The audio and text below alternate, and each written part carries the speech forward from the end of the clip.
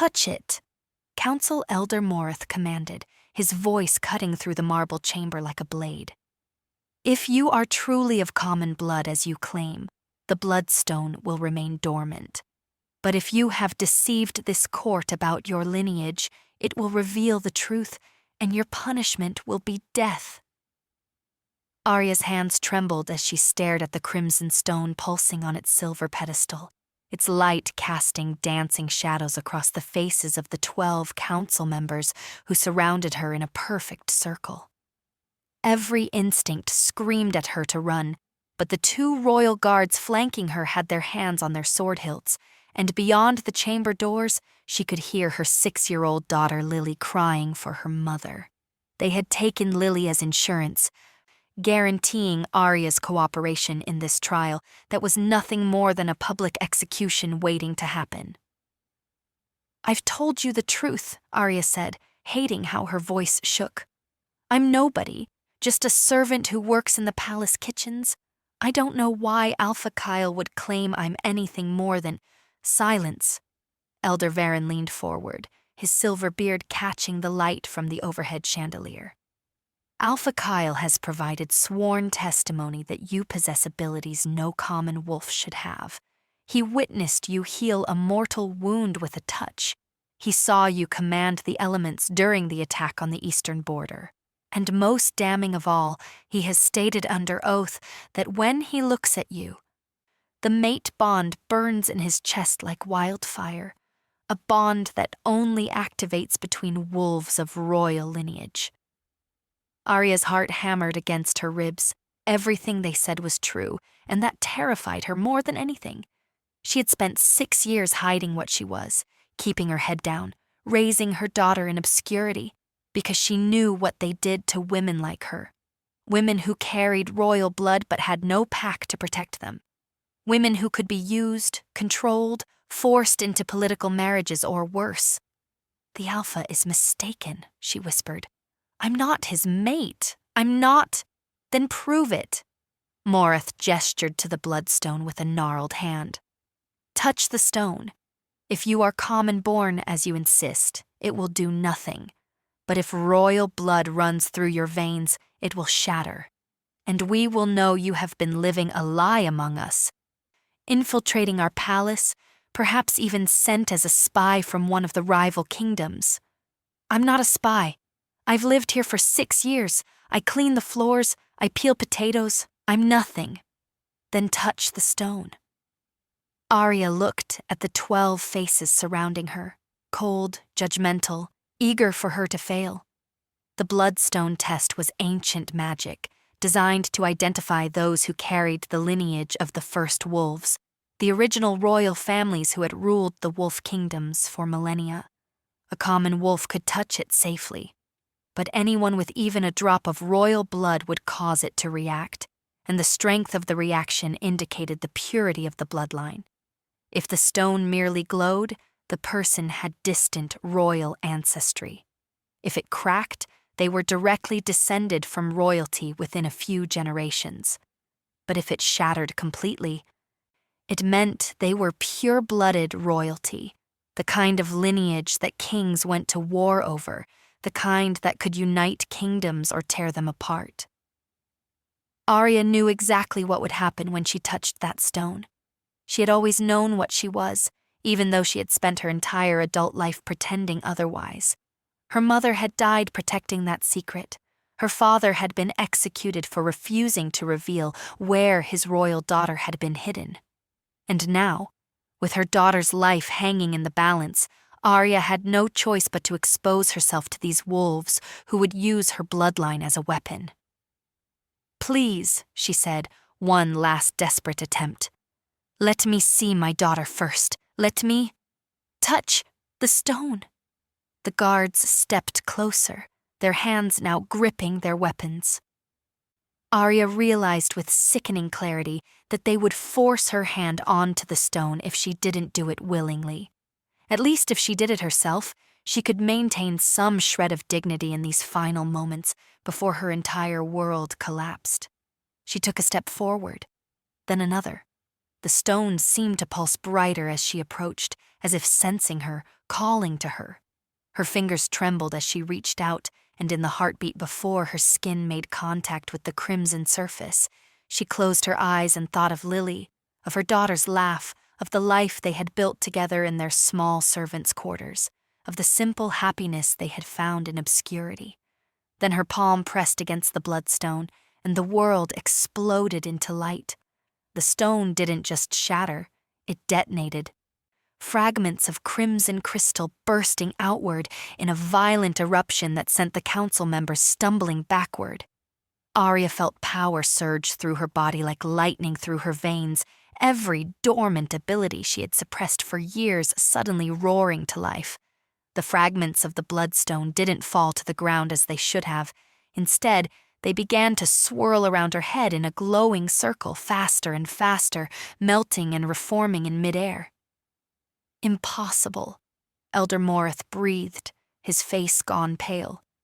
The stone has it's never done this before. The molten crystal was shaping itself into something new, something that had never happened in the 3,000 years the bloodstone test had existed. Arya felt the weight settling onto her head, felt the power of it thrumming through her skull. When the light finally faded and she opened her eyes, she could see the reflection in the polished marble floor. A crown. The bloodstone had reformed itself into a crown of crimson crystal, sitting on her head with the weight of destiny. "The first crown," Elder Varen whispered, his voice choked with shock. "By the ancient laws, only the true heir to the high throne can make the bloodstone crown them. She's not just royal, she's the lost heir of the lunar dynasty." Arya wanted to rip the crown off her head and run, but her body had frozen, overwhelmed by the power coursing through her.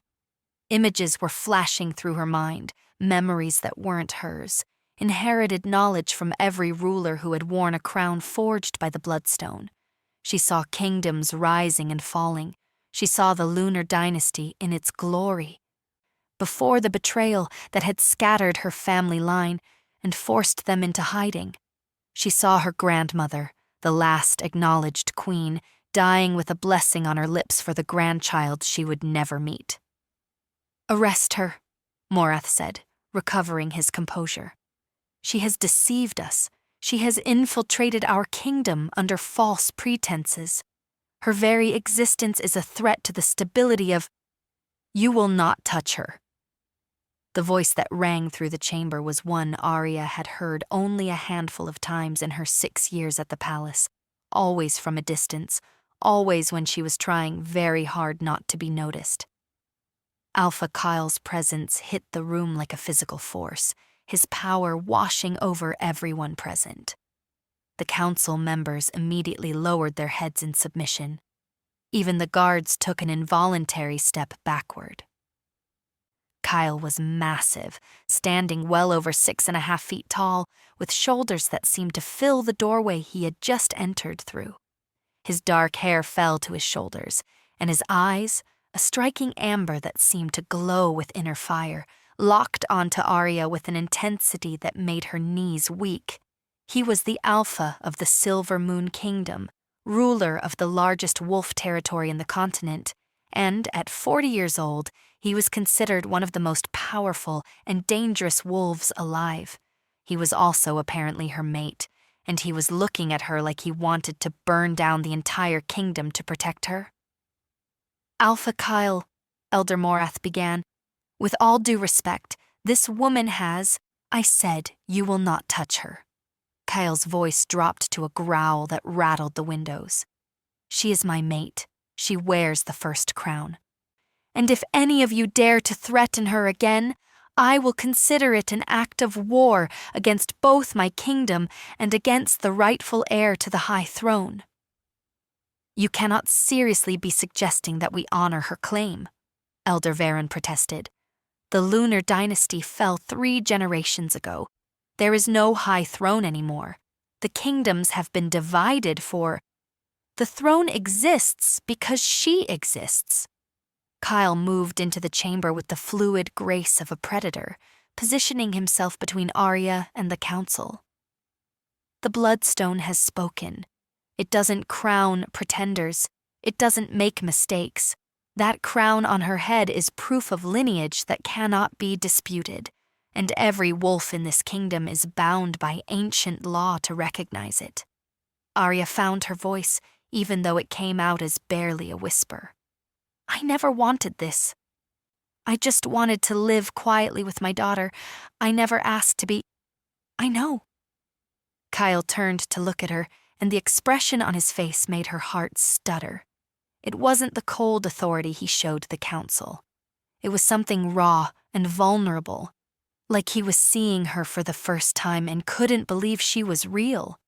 I know you've been hiding, Arya. I've known for 3 years what you were.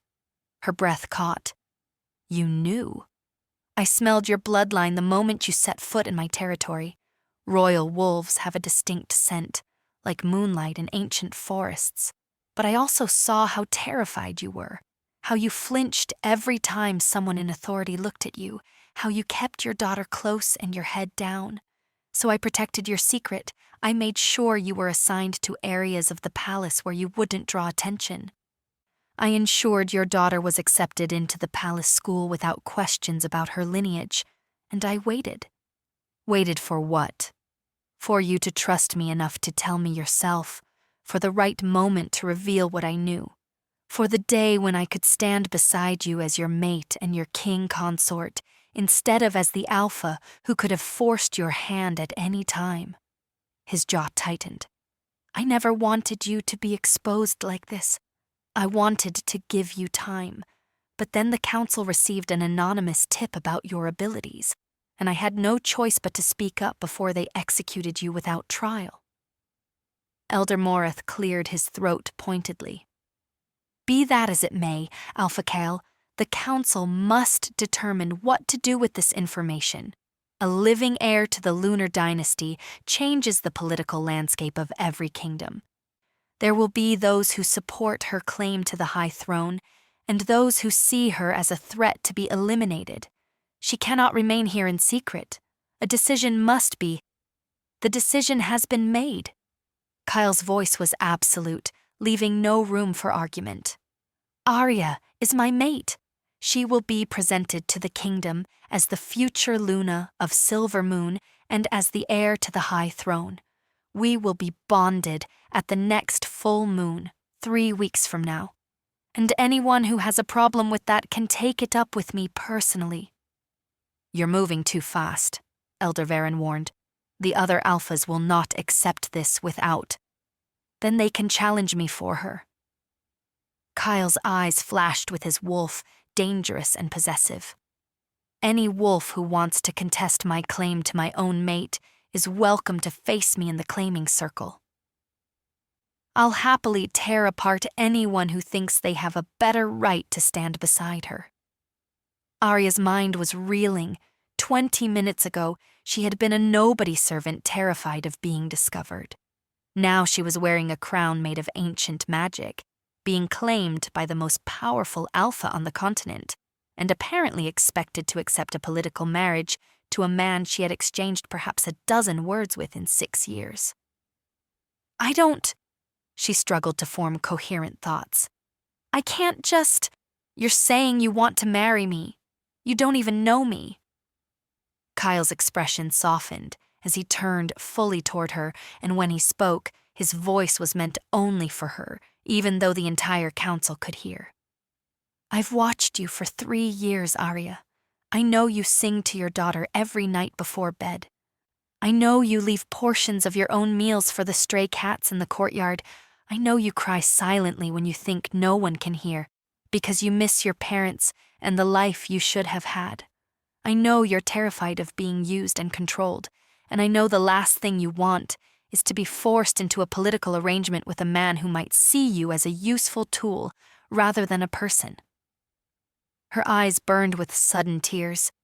He was right about all of it, and the fact that he had been paying that much attention, that he understood her fears, made something crack open in her chest. But I'm not asking you to marry me for politics, Kale continued, taking a careful step closer.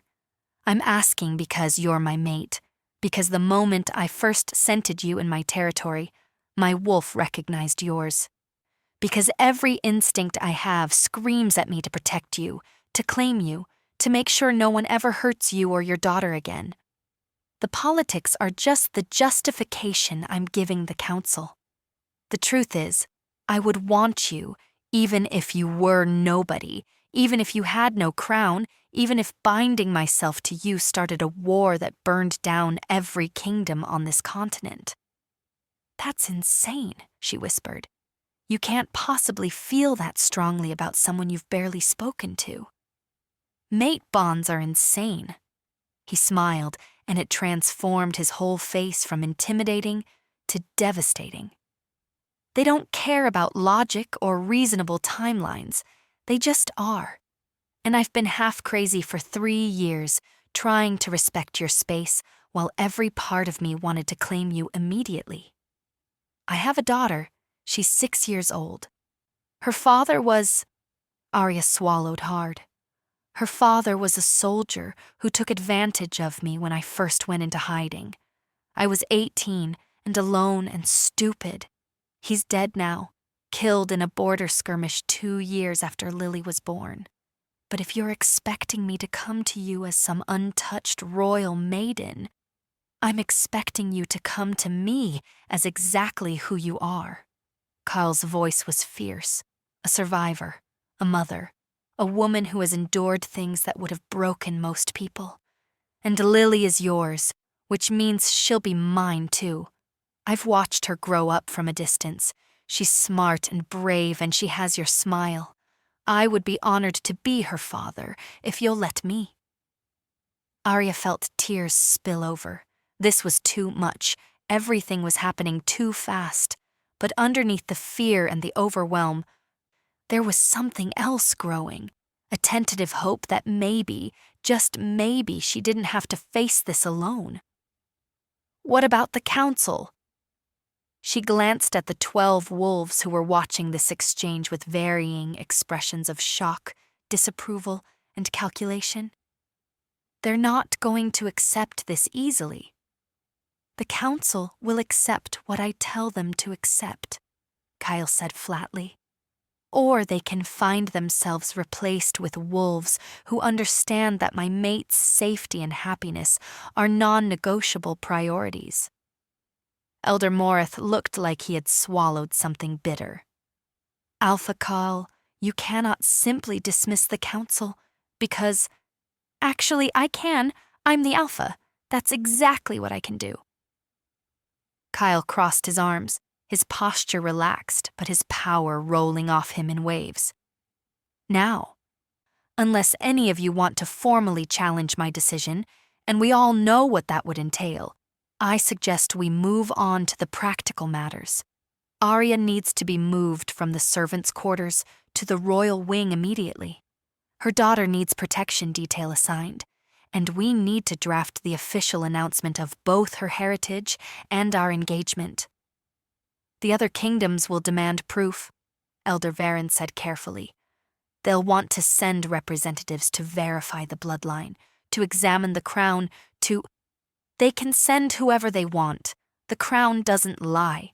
But they should be very clear that any attempt to manipulate, threaten, or otherwise interfere with my mate will be treated as an act of aggression against Silver Moon. Kale's smile was all teeth. I'm happy to go to war over her if necessary. In fact, part of me is hoping someone will be stupid enough to try. Arya realized with a start that he meant it. This powerful, dangerous alpha was absolutely prepared to burn the world down for her, and she wasn't sure if that was terrifying or the most romantic thing anyone had ever done. I need to see my daughter, she said suddenly. Right now. I need to know she's safe. She's in the next room with 2 of my most trusted guards. Kyle gestured toward a side door. I made sure she was protected the moment I heard the council was calling you in for questioning. She's scared, but she's safe, I promise. Arya didn't wait for permission. She moved toward the door, and when one of the council guards twitched as if to stop her, Kale's growl froze him in place. The crown on her head felt impossibly heavy, but she forced herself to walk steadily, to not show weakness in front of these wolves who were looking for any excuse to doubt her. The moment she stepped through the door and saw Lily curled up in a chair, tear-stained and frightened, everything else faded away. "Mama." Lily launched herself across the room, and Arya caught her, sinking to her knees and holding her daughter tight. "I'm here, baby. I'm here. You're safe. They wouldn't let me see you. They said you were in trouble. They said—" Lily pulled back, and her eyes went wide. "Mama, you're wearing a crown. A real crown. Why are you wearing a crown?" Arya had no idea how to explain any of this to a 6-year-old. How did you tell your child that everything about your life was about to change? That the quiet, simple existence you had built together was gone forever? That she was about to become a princess, whether she wanted to or not?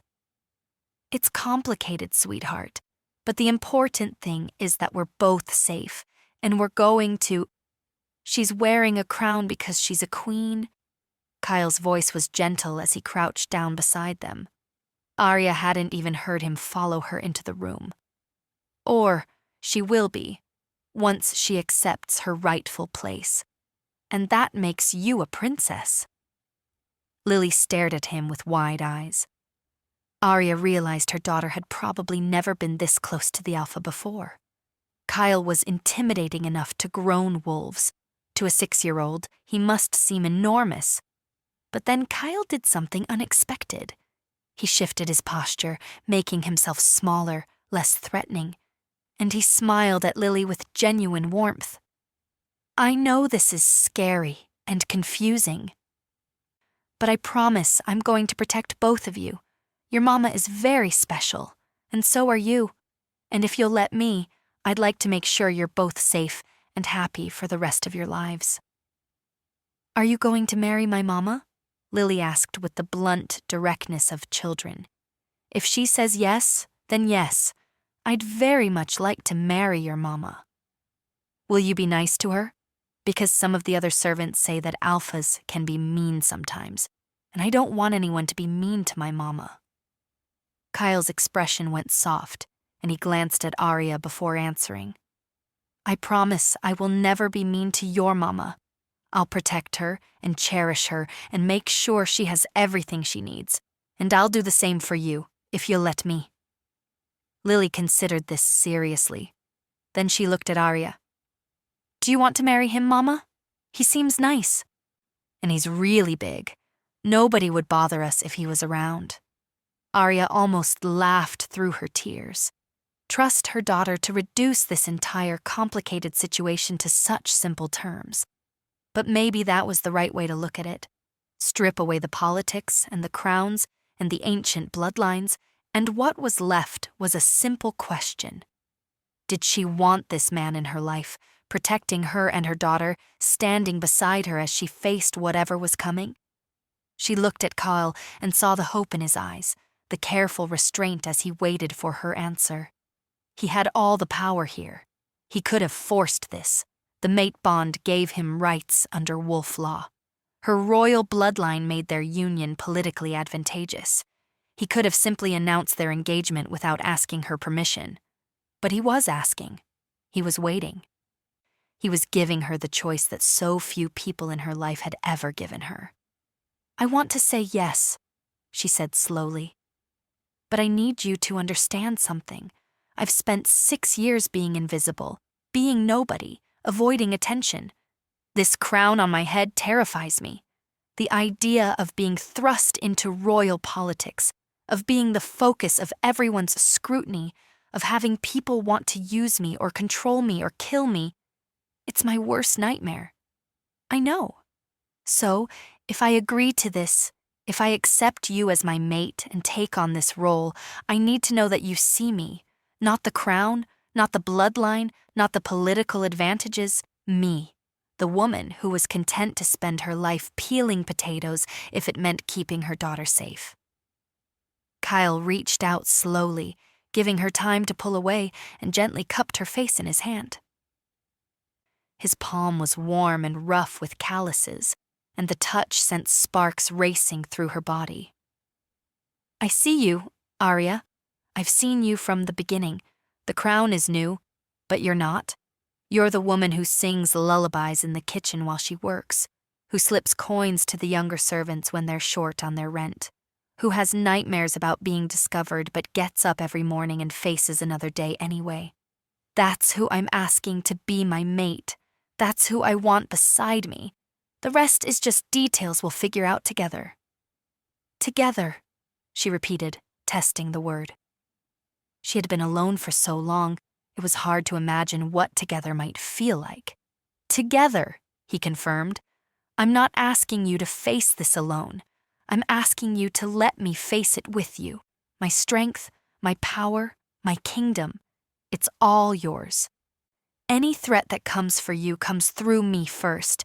Any burden you carry, I'll help you carry. And any joy you find, I want to share it with you."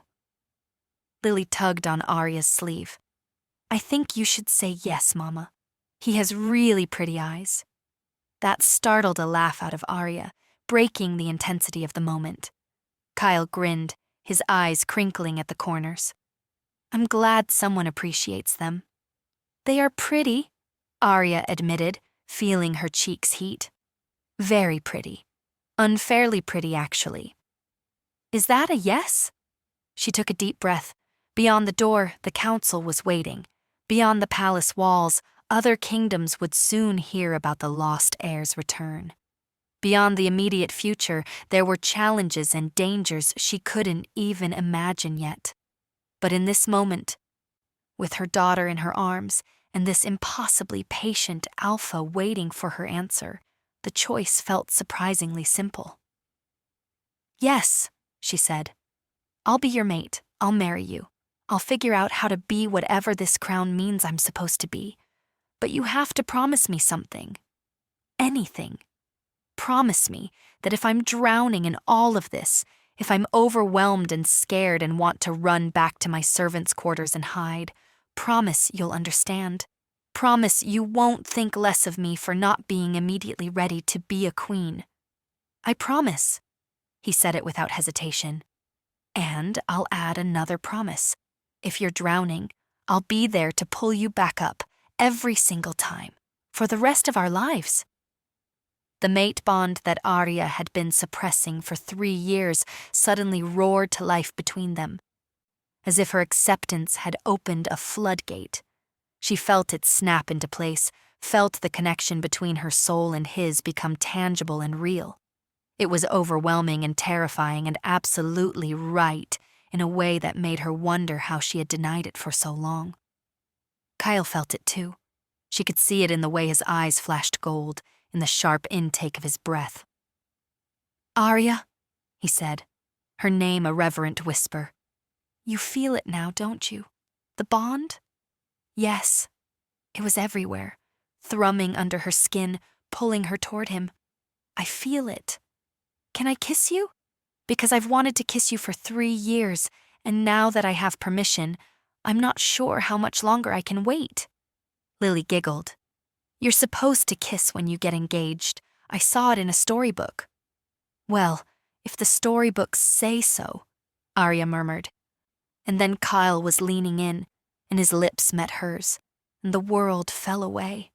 The kiss was gentle at first, almost tentative, as if he was afraid she might change her mind. But when she leaned into him, when she let herself surrender to the pull of the mate bond, something ignited between them. His hand slid into her hair, careful not to dislodge the crown, and he deepened the kiss until she was dizzy with it, until every nerve ending in her body was singing with the rightness of this connection. When they finally broke apart, they were both breathing hard. Lily was covering her eyes and making exaggerated gagging sounds, which made Arya laugh even as her face burned with embarrassment. "That was definitely not appropriate in front of a 6-year-old, she managed. "I regret nothing," Kyle said, grinning like a fool. Then his expression turned serious.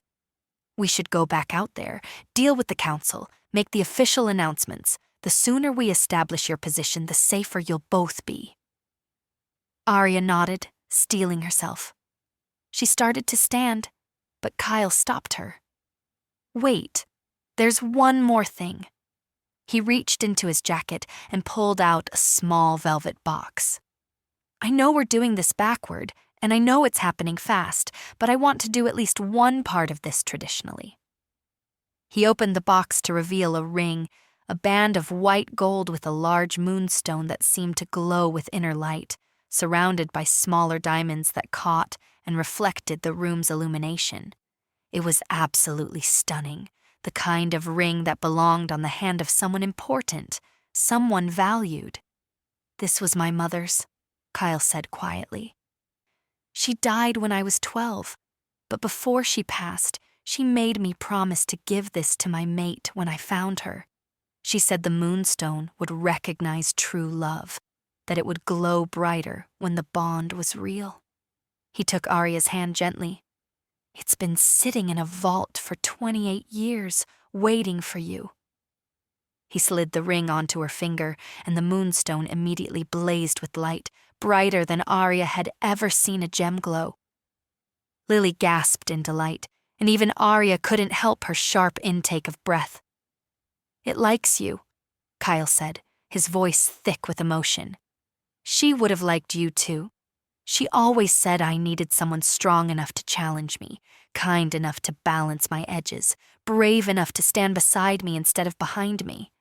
That's you, Arya. That's exactly who you are.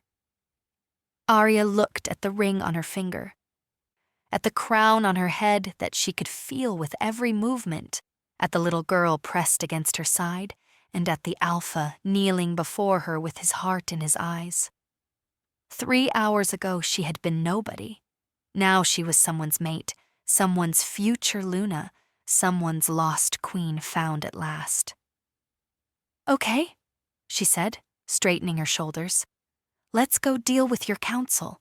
Let's make the announcements. Let's figure out how to survive whatever comes next. Together? Kyle stood and offered her his hand. When she took it, his fingers closed around hers with firm reassurance. Together, he agreed. They walked back into the council chamber as a united front, the lost heir with a crown of ancient magic on her head, the most powerful alpha in the kingdoms at her side, and a 6-year-old girl trailing behind them with wide eyes taking in everything. The council members had been arguing among themselves, but they fell silent when the doors opened. Elder Moreth's gaze went immediately to the ring on Arya's finger, and his expression tightened. I see the bonding has been accelerated, he said dryly. The bonding began 3 years ago, whether anyone acknowledged it or not, Kyle replied. We're simply making it official now.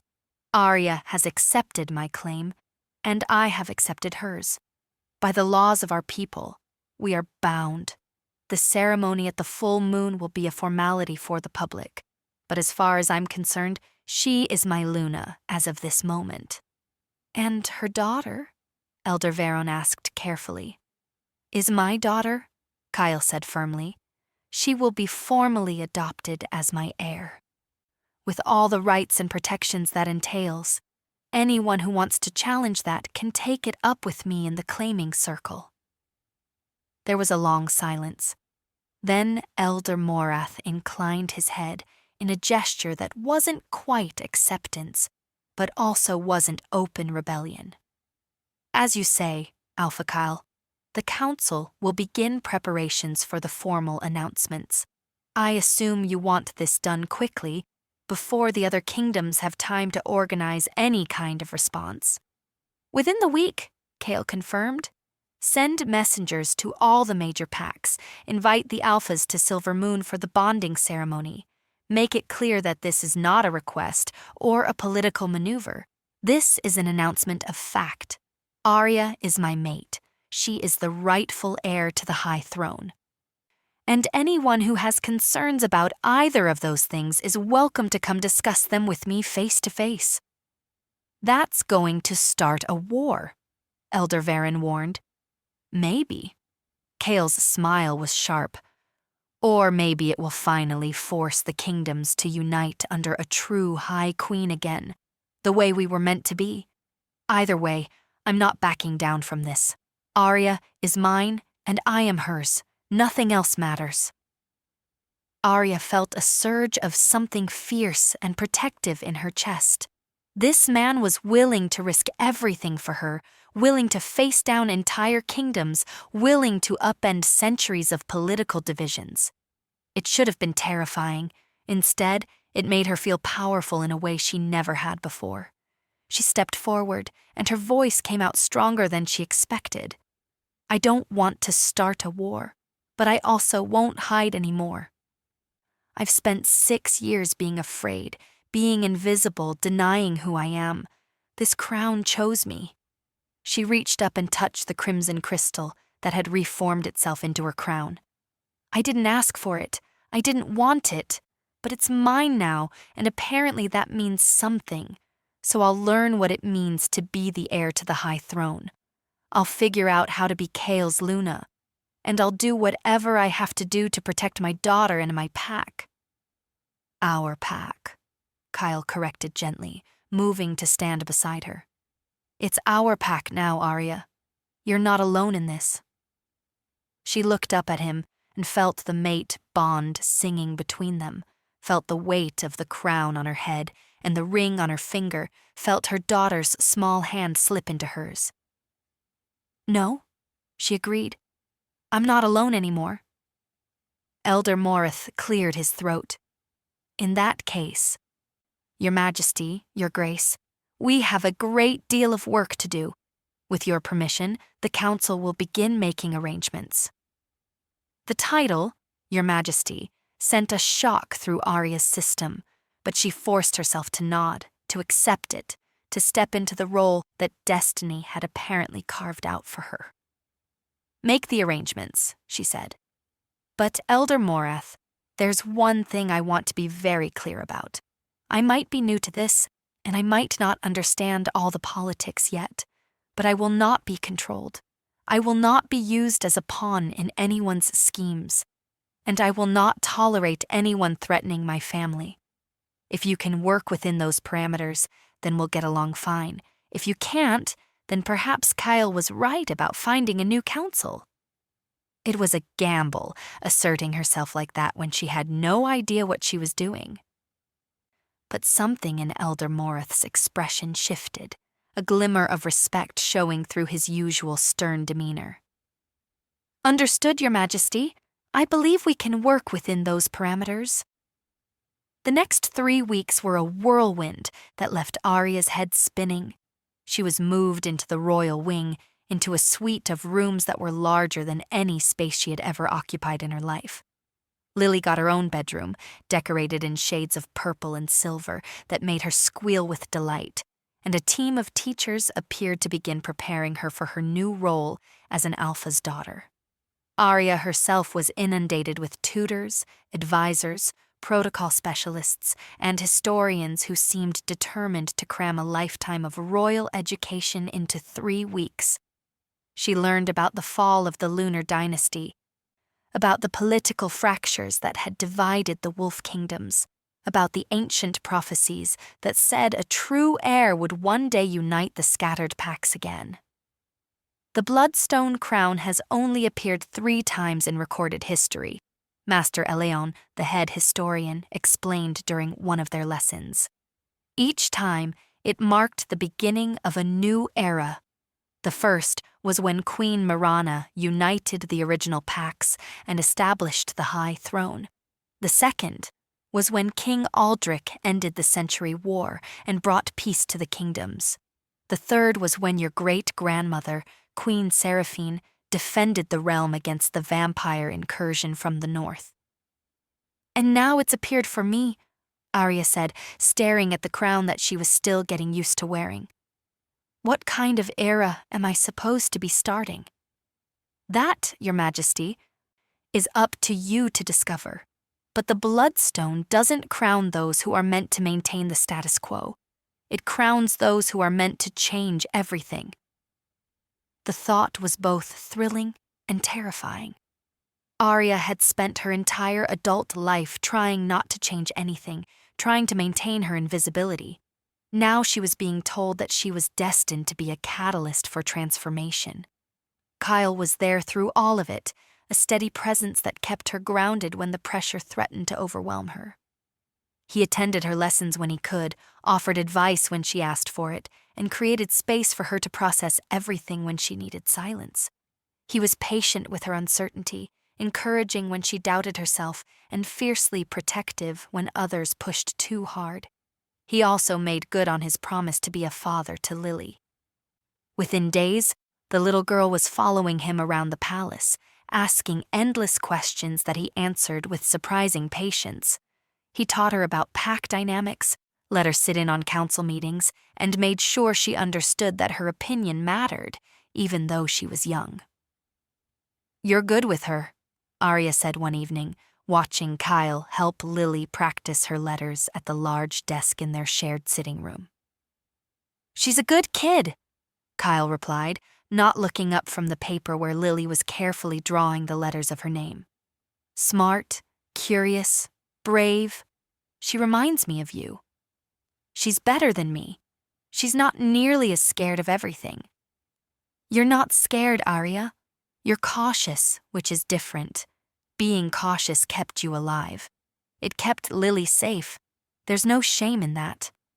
But now I need to be more than cautious.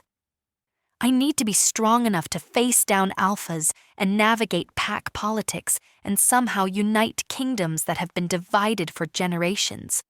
And I have no idea how to do any of that." Kyle set down the pen he had been using and turned to face her fully. "You don't have to know everything right now. You just have to take it one step at a time.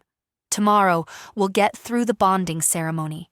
Next week, we'll deal with whatever diplomatic challenges arise. Next month, we'll start building the political alliances we need. But we'll do all of it together, and we'll figure it out as we go. What if I fail? What if I'm not capable of being what everyone needs me to be? Then you'll fail, and we'll try something else." He said it so simply, as if failure wasn't the catastrophic disaster she had built it up to be in her mind. "Arya, you've survived things that would have destroyed most people. You've raised a child alone while hiding your identity and working a grueling job and living in constant fear of discovery.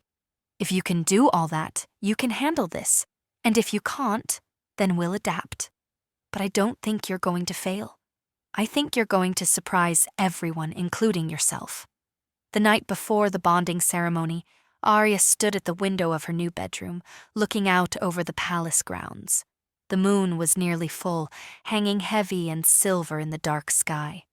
Tomorrow, in front of witnesses from every major pack in the region, she would stand beside Kyle and formally accept the mate bond. She would become Luna of Silver Moon. She would step fully into her identity as the heir to the high throne. She heard the door open behind her and knew without turning that it was Kyle. The mate bond had grown stronger over the past 3 weeks, and now she could sense him approaching even before she heard his footsteps. "Couldn't sleep?" he asked, coming to stand beside her at the window. "Too much in my head. I keep thinking about tomorrow, about all the ways things could go wrong." "Name one." "What?" "Name one way it could go wrong, specifically. Not vague worries, but actual concrete problems." Arya considered. "One of the visiting alphas could challenge you for me. Could decide they want to claim me for themselves because of the political advantages. If they do, I'll defeat them in the claiming circle and send them home in pieces. Next concern? The crowd could reject me. They could decide I'm not worthy of being Luna, that I'm just a servant pretending to be royal. The Bloodstone has already declared you worthy. Anyone who questions that is questioning ancient magic that has never been wrong in 3,000 years. They'll look like fools. Next, I could freeze up during the ceremony, could forget my vows, or trip over my dress, or do something embarrassing that makes everyone lose respect for me. Then you'll be humanly fallible, which will actually make you more relatable to most wolves. The ones who want you to be perfect aren't going to be satisfied no matter what you do, so you might as well be genuine. Next, you could realize you've made a mistake, could decide I'm not worth all this trouble. That made him turn to face her fully. Arya, look at me. When she met his eyes, he continued, That's not going to happen, ever. You are my mate. My bond to you isn't based on whether you're convenient or easy or politically advantageous. It's based on the fact that my soul recognized yours, and nothing can change that. You could walk into that ceremony tomorrow and set the entire altar on fire with accidental magic, and I would still claim you as mine.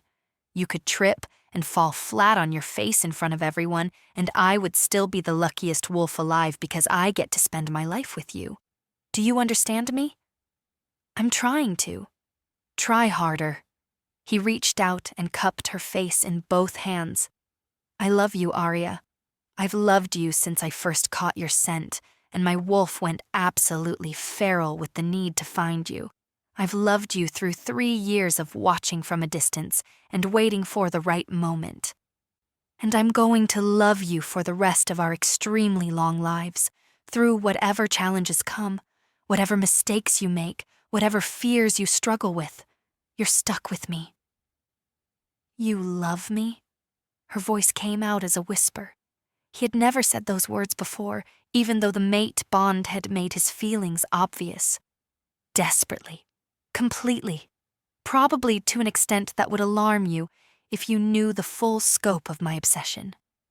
Tell me anyway. He smiled, soft and genuine. I know your favorite color is midnight blue because I've seen the way your eyes linger on fabrics in that shade.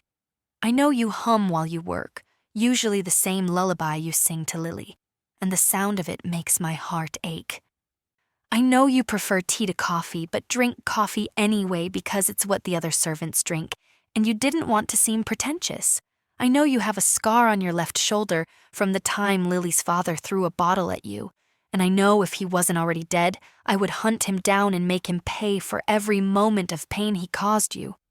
I know you're terrified of being controlled because you've already survived too many people trying to use you. And I know that despite all of that fear, you're standing here preparing to walk into a ceremony that will put you at the center of every pack's attention, because you're brave enough to face your fears when it matters.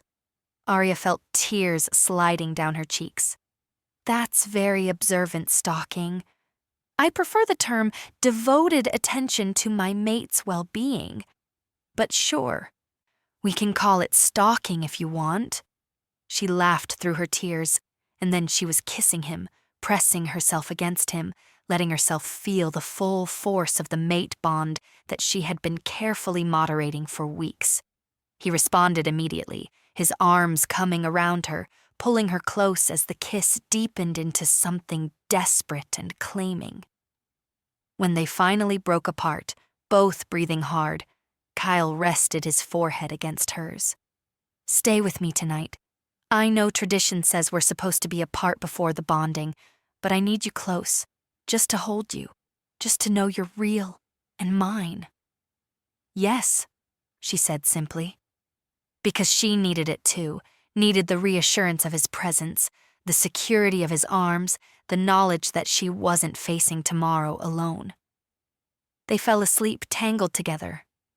And for the first time in 6 years, Arya didn't have nightmares about being discovered. She dreamed instead of running through moonlit forests with a massive wolf at her side, of standing on a high throne with a kingdom spread out before her, of a future that was terrifying and uncertain, but also full of possibility. The bonding ceremony took place in the great hall of the palace, with hundreds of witnesses packed into the space. Arya wore a dress of silver silk that seemed to shimmer like moonlight, and the bloodstone crown sat on her head, a constant reminder of the destiny she had never asked for, but was learning to accept. Kyle waited for her at the altar, magnificent in formal black, his eyes never leaving her face as she walked down the long aisle. Lily walked beside her, carefully carrying a cushion with the ceremonial binding ribbons, her face serious with the weight of her important task. The ceremony itself was a blur of ancient words and ritual gestures. Arya spoke her vows clearly, her voice carrying to every corner of the hall, promising to stand beside Chaol as his mate, his Luna, his partner in all things.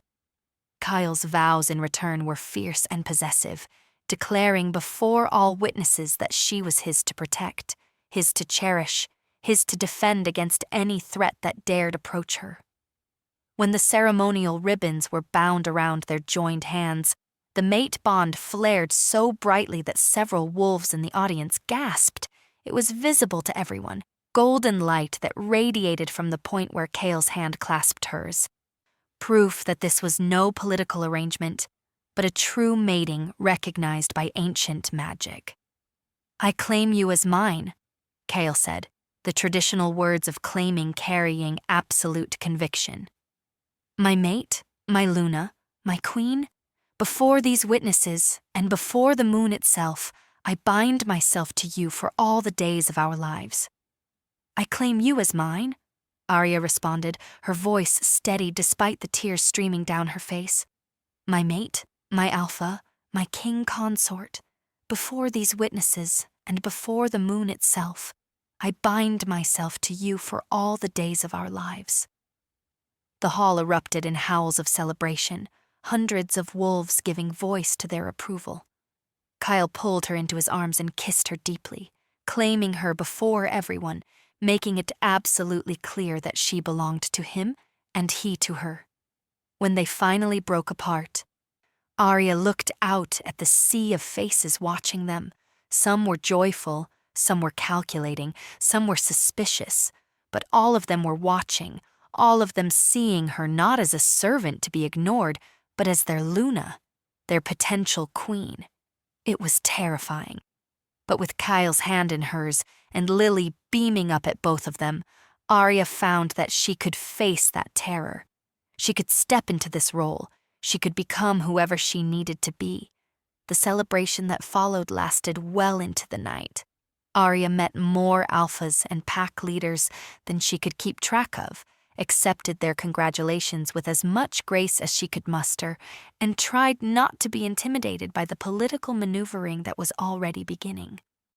The Alpha of Eastern Ridge wants to arrange a marriage between his son and Lily, Kyle murmured to her at one point during the festivities. "I told him I'd think about it, but my actual thought is that he can go throw himself off a cliff." "She's 6, Arya protested, horrified. "Exactly. But he's trying to secure a connection to your bloodline early. It's going to be like this for a while, everyone trying to position themselves as your allies or your enemies, everyone trying to figure out how your return affects their own political standing. How do I handle that? By being exactly who you are. The wolves who matter will see past the crown and the bloodline to the person underneath. The ones who only care about power were never going to be true allies anyway." He squeezed her hand gently. "You did beautifully today, by the way. I know you were terrified, but you walked in there and claimed your place like you were born to it." "I was born to it, apparently. I just spent 28 years not knowing it." "Then you have 28 years of living authentically to draw on. That makes you more qualified than most royals, who spend their entire lives playing roles." As the night wore on and the celebration gradually wound down, Arya found herself standing on a balcony overlooking the palace grounds, the bloodstone crown still on her head despite the late hour. Kyle joined her, wrapping his arms around her from behind. "What are you thinking?" he asked. "That 3 weeks ago, I was a servant who just wanted to keep her head down and raise her daughter in peace, and now I'm standing here wearing a crown made of ancient magic, bound to the most powerful alpha on the continent, and apparently expected to unite kingdoms that have been divided for generations. It's surreal. Do you regret it?" She considered the question seriously. Did she regret being forced to reveal herself? Did she regret accepting Kyle's claim? Did she regret stepping into a role that terrified her? No, she said finally. I don't regret it. I'm scared. I'm overwhelmed. I have no idea what I'm doing. But I don't regret it. Because for the first time in 6 years, I'm not hiding. I'm not pretending to be less than I am. I'm not denying fundamental parts of myself. And I have you. I have Lily. I have a chance to build something real instead of just surviving in the shadows. You have more than that, Kyle said, turning her to face him. You have a destiny, whether you wanted it or not. The Bloodstone chose you. It crowned you. That means something, Arya. That means you're meant to do something significant. What if I don't want to do something significant? What if I just want to be your mate and Lily's mother and live a relatively normal life? Then we'll figure out how to make that work. But I don't think you really want that. I think part of you, the part that has been suppressed for 6 years, is excited about the possibility of stepping into your power, of discovering what you're truly capable of making a real difference in the world instead of just surviving it. He was right, and that scared her more than anything. Because if she admitted that part of herself existed, if she acknowledged the ambition and the hunger for purpose that she had been denying for so long, then she had to actually try. She had to risk failing. She had to accept that she might be meant for something bigger than the small, safe life she had been clinging to. I don't know how to be a queen, she whispered. Then learn. You have time. You have support. You have me. And you have something most rulers don't. You know what it's like to have nothing. You know what it's like to be powerless and afraid. That perspective is going to make you a better leader than all the wolves who were born into privilege and never had to struggle. Arya leaned into him, letting his strength support her. Promise me something. Anything.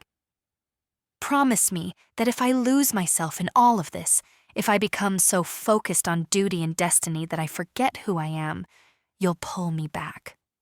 You'll remind me of the woman who sang in the kitchens and raised her daughter alone and survived everything the world threw at her. I promise. He tilted her chin up so she was looking directly into his eyes. And I'll add another promise. I'm going to make sure you never regret accepting me as your mate. I'm going to spend every day for the rest of our lives proving that you made the right choice. I'm going to love you so completely that you never doubt for a moment that you're valued, cherished, and absolutely essential to my existence. She kissed him then, pouring everything she felt into it, gratitude and fear and hope and love and the tentative belief that maybe, just maybe, she could actually do this, that she could be his mate and Lily's mother and the heir to the high throne all at once. That she could step into her power without losing herself, that she could accept this crown that had chosen her and forge a new path forward. When they finally went back inside, Lily was asleep in one of the guest rooms, surrounded by the other young wolves who had attended the ceremony. Arya stopped to check on her daughter, adjusting the blanket that had slipped down, smoothing back dark hair that was so much like her own. She's going to be okay, Kyle said quietly from the doorway. We're all going to be okay. Arya nodded, committing the sight of her peacefully sleeping daughter to memory. Then she took Kyle's hand, let him lead her to their shared bedroom, and stepped fully into her new life as Luna of Silver Moon and heir to the high throne. The crown on her head felt lighter than it had 3 weeks ago. The ring on her finger caught the moonlight streaming through the windows, and for the first time since the Bloodstone had shattered and reformed itself into proof of her destiny, Arya felt like maybe she could carry the weight of it, not alone, never alone again, but with Kale beside her, with Lily to protect, with a future to build instead of a past to hide from. She could face whatever came next. The lost heir had been found. The alpha had claimed his mate, and the kingdoms would never be the same. Thanks for watching. If you want to see another story, make sure to hit that subscribe button and turn on notifications so you never miss an upload. See you in the next video.